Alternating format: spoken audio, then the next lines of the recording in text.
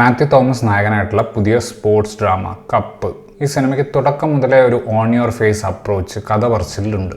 ഏറ്റവും ആദ്യത്തെ സീനിൽ തന്നെ നായകൻ ഡിസ്ട്രിക്ട് കപ്പ് അടിക്കുന്നതാണ് തൻ്റെ ഡ്രീം എന്ന് പറഞ്ഞുകൊണ്ടാണ് സിനിമ തുടങ്ങുന്നത്. അതിനുശേഷം ആ സിനിമയിൽ സംഭവിക്കുന്നതെല്ലാം വളരെ ജനറിക് ആയിട്ടുള്ള കാര്യങ്ങളാണ്.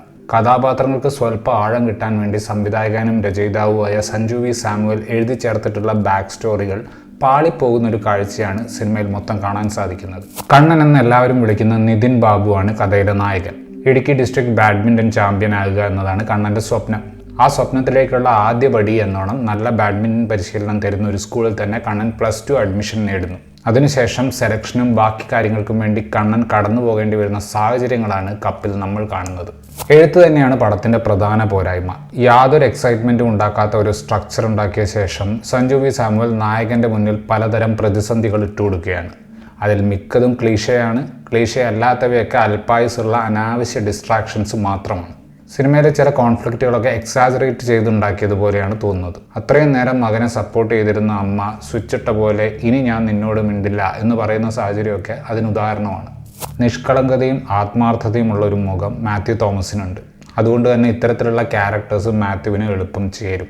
എഴുത്തിൻ്റെ പാളിച്ച കാരണം പെർഫോമൻസിലുണ്ടായ ചില പ്രശ്നങ്ങൾ മാറ്റി നിർത്തിയാൽ മാത്യു നല്ല രീതിയിൽ തന്നെ പെർഫോം ചെയ്തിട്ടുണ്ട്. കണ്ണൻ്റെ സുഹൃത്തായ ബിനീഷ് എന്ന ക്യാരക്ടർ ചെയ്ത കാർത്തിക് വിഷ്ണുവിനും സിനിമയിൽ ചില നല്ല സീനുകൾ ലഭിച്ചിട്ടുണ്ട്. ഒട്ടുമിക്ക എല്ലാ നടീനടന്മാരും ഡയലോഗുകൾ ഈസിയായി പറയാൻ കഷ്ടപ്പെടുന്ന സ്ഥലത്ത് ബേസിൽ ജോസഫ് വളരെ അനായാസം വേണ്ട മാറ്റങ്ങൾ വരുത്തി ഒരു സ്വാഭാവിക പ്രകടനം കാഴ്ചവെച്ചു. രണ്ടാം പകുതിയിൽ കോച്ചായിട്ട് വരുന്ന നമിത പ്രമോദ് ചക്ദേ ഇന്ത്യയിലെ ഷാറൂഖ് ഖാൻ ആകാൻ നോക്കുന്നുണ്ടെങ്കിലും അച്ചടി മലയാളം കാണാതെ പഠിച്ച് പറയുന്ന ഡയലോഗ് ഡെലിവറി കാരണം നമ്മളെ നിരാശപ്പെടുത്തുന്നു. ഒരു സ്ഥിരം വില്ലൻ കഥാപാത്രമായിട്ടാണ് ജൂഡ് ആന്റണി ജോസഫ് ഈ സിനിമയിലുള്ളത്. അദ്ദേഹത്തിൻ്റെ കഥാപാത്രത്തെ ഇൻട്രൊഡ്യൂസ് ചെയ്യുന്ന സീനിൽ തന്നെ ആ കഥാപാത്രത്തിൻ്റെ കഥയിലെ പേർപ്പസ് എന്താണെന്ന് ഒരുവിധം എല്ലാവർക്കും മനസ്സിലാവും. പാവം ഗുരു സോമസുന്ദരത്തെ കൊണ്ട് കഷ്ടപ്പെടുത്തി മലയാളം പറയിപ്പിക്കുന്നുണ്ട്. അത് കണ്ടിരിക്കുന്നത് തന്നെ കുറച്ച് ബുദ്ധിമുട്ടുള്ള കാഴ്ചയാണ്. ഈ സിനിമ കാണുന്ന പ്രേക്ഷകർ കൊള്ളാവുന്ന സ്പോർട്സ് ഡ്രാമകൾ കണ്ടിട്ടുണ്ട് എന്ന വസ്തുതയെ സൗകര്യപൂർവ്വം മറന്ന് അങ്ങേയറ്റം പ്രഡിക്റ്റബിൾ ആയ ഒരു സ്ക്രീൻ പ്ലേയെ ആശ്രയിച്ചാണ് കപ്പ് മുന്നോട്ട് പോകുന്നത്. കണ്ടുമടുത്ത സ്ക്രിപ്റ്റിംഗ് ട്രോപ്പുകളും മുഴച്ചു നിൽക്കുന്ന ഡയലോഗ് പ്ലേസ്മെൻറ്റും കണ്ടാലേ തിരക്കഥയുടെ ഒരു അമച്വറിഷ്നെസ് നമുക്ക് മനസ്സിലാവും.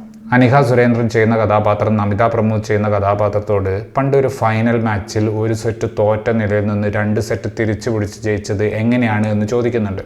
ആ ചോദ്യം പ്ലേസ് ചെയ്തിട്ടുള്ള രീതി കാണുമ്പോഴേ സാമാന്യം സിനിമ കാണുന്നവന് ക്ലൈമാക്സിൽ എന്താണ് സംഭവിക്കാൻ പോകുന്നത് എന്ന് ഊഹിക്കാൻ പറ്റും. പ്രത്യേകിച്ച് ഒരു ക്രിയേറ്റീവ് ആർജവും ഇല്ലാതെ ഷൂട്ട് ചെയ്ത ഒരു ക്ലൈമാക്സ് ആണ് സിനിമയ്ക്കുള്ളത്. വളരെ ഡള്ളായിട്ടുള്ള വളരെ ഔട്ട്ഡേറ്റഡ് ആയിട്ടുള്ള ഒരു സ്പോർട്സ് ഡ്രാമയാണ് കപ്പ്. കഴിഞ്ഞ ആഴ്ച ഇറങ്ങിയ ലബ്ബർ പന്ത് എന്ന തമിഴ് സിനിമയിൽ പോലും സിമിലറായ ഒരു സ്പോർട്സ് ഡ്രാമ ടെംപ്ലേറ്റ് ഉണ്ട്. പക്ഷേ ആ സിനിമകൾക്കൊക്കെ എക്സിസ്റ്റിംഗ് ടെംപ്ലേറ്റ് പൊളിച്ചെഴുതാനുള്ള ഒരു ഇൻറ്റൻറ്റ് ഉള്ളത് നമുക്ക് കാണാൻ സാധിക്കും. സഞ്ജു വി സാമുവൽ ഒരുക്കിയ കപ്പിന് ഇല്ലാതെ പോയതും ഈ ഒരു ഇൻറ്റൻറ്റാണ്.